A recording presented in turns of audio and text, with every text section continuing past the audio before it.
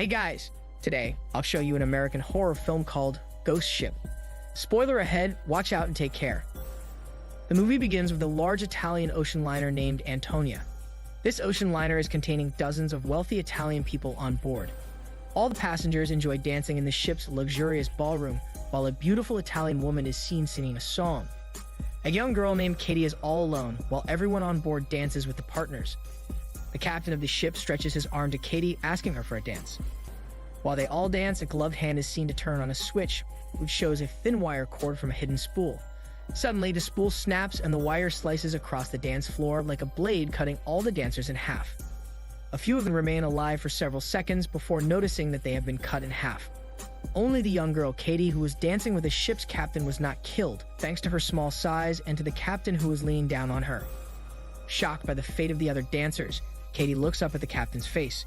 However, the captain looks back at her in sorrow since his face splits open at his mouth level and the top of his head falls off, making Katie scream. In the present day, a salvage crew is seen retrieving a sinking ship in the open ocean. A crew member named Maureen goes into the big vessel to look for the damaged area. She quickly finds it and reports it back to the crew's captain. She then proceeds to weld the hole along with the help of the other two crew members. She succeeds and they bring the ship back to port and receive money for its salvage value from the authorities. While celebrating their success at a bar, a man comes to them and offers to buy the captain a drink and asks to talk to him alone. But the captain rejects his offer to buy him a drink and tells him to speak in front of the whole crew. The man introduces himself as Jack and claims that he flies for the Arctic Weather Patrol. He further adds that last month when he was flying in the middle of the Bering Sea, he came across an abandoned ship. And since the ship is in international waters, anyone who finds it can keep it. He further adds that he hasn't told anyone about this. The captain asks for some time to discuss this with the crew. The engineer says that they have been out in the ocean for 6 months already and that they have to return home. But his small talk doesn't change the captain's decision, and he concludes the discussion by saying that everyone gets an even split of the money they make from this job. Since everyone gets a good amount of money, they all agree to his decision. The crew soon set out on their small tugboat named Arctic Warrior. Santos is steering the boat while listening to heavy metal music. The other members of the crew are in the boat's quarters chatting with each other. Jack feels extremely nauseous because this is his first time in a boat. Santos suddenly sees the ocean liner on the radar and calls the captain. Captain orders the crew to take their positions and look for the ocean liner out in the open sea. Santos suddenly sees the ocean liner right in front of them and pulls back the throttle to avoid colliding with the huge vessel. But the tugboat doesn't stop in time and collides with the ship, almost killing Mr. Blondie. When they are searching the abandoned ship, they discover that the ship is actually named Antonia Grazia, an Italian luxury liner that disappeared mysteriously in May of 1962 and was believed to be lost at sea. Then they board the ship using the crane built on their tugboat. They hear a ticking sound from an ancient wall clock near them, and the pendulum suddenly stops, making young Billy Butcher eagerly examine it. As he slowly approaches it, the pendulum strikes aloud, scaring him. They all enter another passageway when the floorboard below Billy breaks and he falls in. He is saved by Maureen, who is quick enough to catch him. For a split second, she sees a young girl looking directly at her. They finally manage to pull Billy back. Then the crew explore other parts of the ship and enter a room that seems to be the main control room. While the captain and Maureen look for the ship's log, Mr. Blondie and Billy find a digital watch. Mr. Blondie says that there were no digital watches in the year 1962, and they realize that they were not the first people to board the ship. They return back to the tugboat and devise a plan to tow the ship back ashore. Maureen tells Jack her vision of the little girl she had back on the ocean liner, and Jack calms her, saying that it's normal to imagine such things under stress.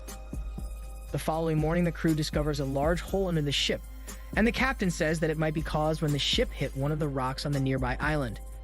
Then the team lifts up all the equipment onto the ocean liner that they need to repair the large hole. Maureen enters a room that once used to be a swimming pool and climbs down a ladder. Looking around, she finds bullet holes and bullet shells lying around. When she climbs back up the ladder, she sees the young girl again. She gets shocked at the sight and loses her grip, falling down the ladder. When she searches for the girl again, she surprisingly finds Jack, who is standing near the ladder, asking her if she's all right. She gets out of the pool, not noticing the pool beginning to fill up with blood and dead bodies inside. The captain enters a room which seems to be the dead captain's office and finds a liquor bottle that seems to be opened recently. When he takes a drink from it, he sees the reflection of the dead Italian captain. Shockingly, he drops the glass and looks back again but finds his own reflection instead. Jack and Maureen enter another room together. She opens a hatch and huge amounts of water flow from it, carrying several dead bodies. They both get frightened and decide to leave the ship, but Jack intentionally stalls Maureen, leading her to another room that contains an old car. Maureen notices something moving in another room, so she opens the crate, revealing rats piled up on top of gold bricks. She informs the crew of her discovery, and they all decide to take the gold with them, leaving the ship behind. Santos works in the tugboat's engine room, while the propane tank mysteriously opens on its own. The engineer starts the boat, but it's too late. The propane tank explodes, burning Santos alive. The engineer barely escapes while their boat explodes completely. The crew argue over Santos' death and blame each other for the failure. Later, Maureen looks at the passenger's name log and finds that the little girl's name was Katie. She also comes to know that she was traveling alone. Mr. Blondie and Billy find some old food cans in the kitchen, and Billy volunteers to eat the food first. So he takes a spoonful and gets surprised by the quality and taste, although it's 40 years old. Seeing Billy, Mr. Blondie gathers up the courage to have some of it too.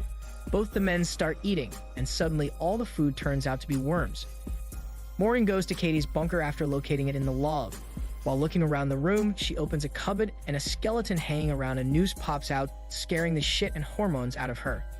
The engineer, after losing a crew member, falls into a Great Depression and starts drinking from a wine bottle and enters a room that once used to be a ballroom. Suddenly, everything in the room starts moving around and goes back to normal, shocking him. The Italian songstress, who is seen at the beginning of the film, appears and starts giving him a passionate tongue massage. Then she starts walking away, revealing her body to increase his hormone. As expected, the engineer follows her, and when he tries to hug her, he goes through her astral form and falls to his death. The captain walks around, blaming himself for Santos' death. He drinks the liquor he found earlier in the captain's office and falls asleep on the dead captain's table. He is woken up by the ship's dead captain when he takes the bottle. The dead captain pours him a drink, saying the words from one captain to another in Italian. They both have a small chat in which the dead captain shows him few photographs taken 2 days before the ship's disappearance. The tugboat captain realizes something is wrong with the photographs, so he goes to inform the others, and on the way, the ghost of Santos meets him and does not let him pass through. Maureen finds the captain and approaches him, but the captain sees her as Santos and attacks her. She is saved by Jack when he hits the captain on his head, knocking him out, and they put the captain into an aquarium to hold him for a while. Maureen meets the young girl's ghost again, and this time the ghost reveals all the dark secrets that happened on the ship. Katie carries Maureen momentarily back to the past, where to her shock, Maureen finally sees what had happened. Lots of bodies were lying there. The dancers were sliced half by the iron wire, and the chefs in the kitchen were also found dead, and astonishingly, rodent poison was poured by the crew into the evening's food. The food was served, and people begin to succumb to the poison as their mouths start foaming. The crew begins to hunt the surviving passengers, including Katie, and we come to know that it was Katie's skeleton Maureen found earlier. What's more, the murderous crew force some passengers to line up by the pool and shoot them to death. As the murderous crew begin to take the gold, one crew member walks out and takes a look at the Italian songstress. He turns around and viciously murders all his fellow crewmates out of greed with a submachine gun. She then shoots him in the head with a pistol. At last, a man walks up to her and they hug each other. However, right when he goes away, the singer looks up and sees a large hook that swings into her face, killing her. The man burns a mark on her hand, and it is revealed that Jack is the mastermind behind the attack, and he is an evil spirit. Maureen realizes that the captain might be in danger, so she runs to save him. But she's too late, as he already drowned in the aquarium after water fills it up. Meanwhile, Billy dives into the flooded area to repair the damaged pump. Unfortunately, he is caught in a giant gear underwater and gets crushed to death underwater. Maureen meets up with Mr. Blondie and tells him of her plan to blow up the ship. She leaves Jack with Mr. Blondie and goes to raid the ship with explosives. Jack suddenly changes his character and taunts Blondie, calling him a pathetic excuse for a man. When Jack doesn't seem to shut his mouth, Blondie shoots him, but Jack doesn't die. Meanwhile, Maureen rigs the ship with explosives when Blondie approaches her and asks her to stop. But Maureen doesn't listen to him and arms the trigger. She figures out that he isn't the real one, and Jack reveals his form. Now it is revealed that by using the gold as bait, he has taken multitudes of souls to his masters, and that he has been doing this for a long time. They fall into a fight for a short while, and Maureen manages to blow up the ship, killing Jack. She is left in the debris as the trapped souls finally ascend to heaven. Maureen is discovered by a large cruise ship and is taken back to land. In the last scene, Maureen is in the back of an ambulance at the docks. When she looks out the back of the vehicle from her stretcher, she is astonished to find the battered crates of gold are loaded onto the cruise ship by her former crewman, followed later by Jack. He glares at her and Maureen screams as the doors shut. This is Daniel CC Movie Channel. Stay safe and enjoy your day.